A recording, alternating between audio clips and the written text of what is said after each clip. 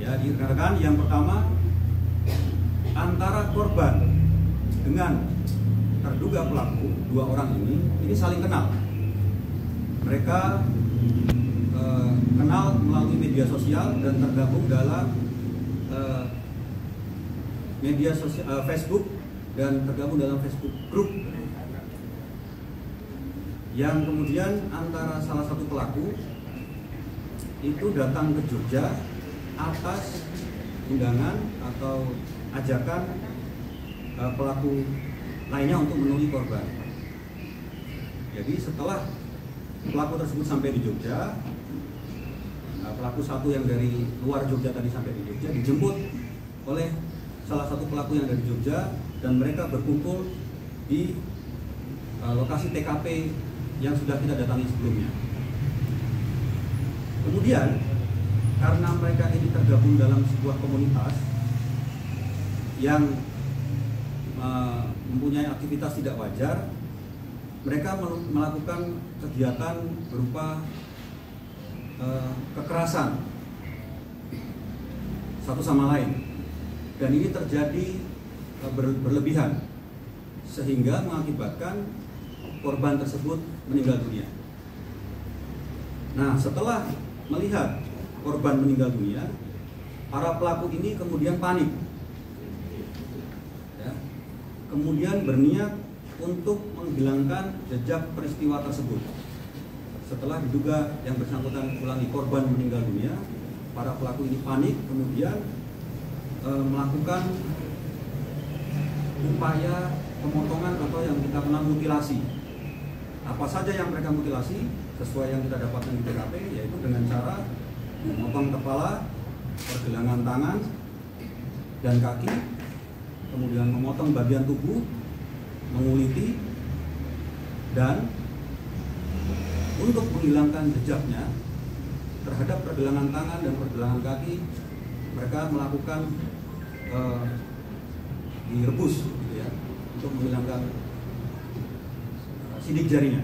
Ini juga kita temukan fakta ketika tim kami mengambil sidik jari tersebut. Nah, setelah dipotong-potong, bagian-bagian tubuh tersebut dimasukkan ke dalam plastik. Lalu mereka sempat istirahat. Kemudian salah satu pelaku yang memang berdomisili di Jogja, maksudnya sudah lama di Jogja, mereka mencari tempat, mensurvei tempat di mana mereka membuang. Kejadian selanjutnya di senja harinya, mereka berdua kemudian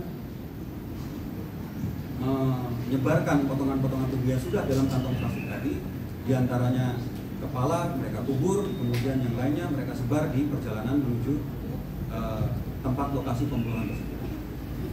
Nah, setelah selesai mereka melakukan menghilangkan barang bukti tersebut, mereka kembali ke kos. Kemudian pelaku yang berasal dari luar Jogja kembali ke domisilinya di daerah Jakarta.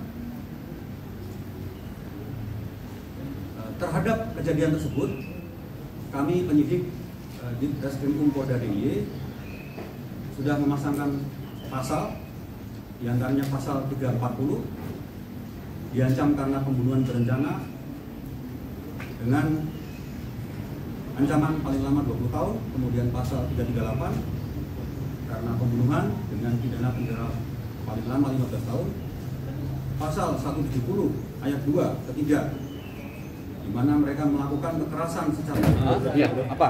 Kedatangan RD pertama kali ini ke Jogja gimana ceritanya, Pak? Jadi pelaku dengan korban saling kenal. Mereka kenal di grup yang ada di media sosial. Hasil pemeriksaan kita sudah 3 bulan, 4 bulan.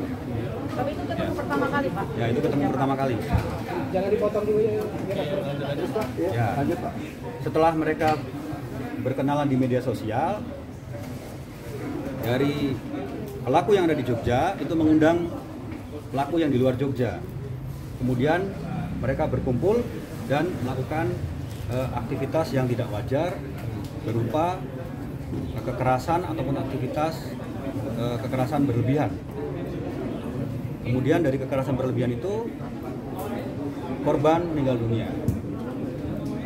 Melihat korban meninggal dunia, para pelaku ini kemudian panik dan melakukan mutilasi.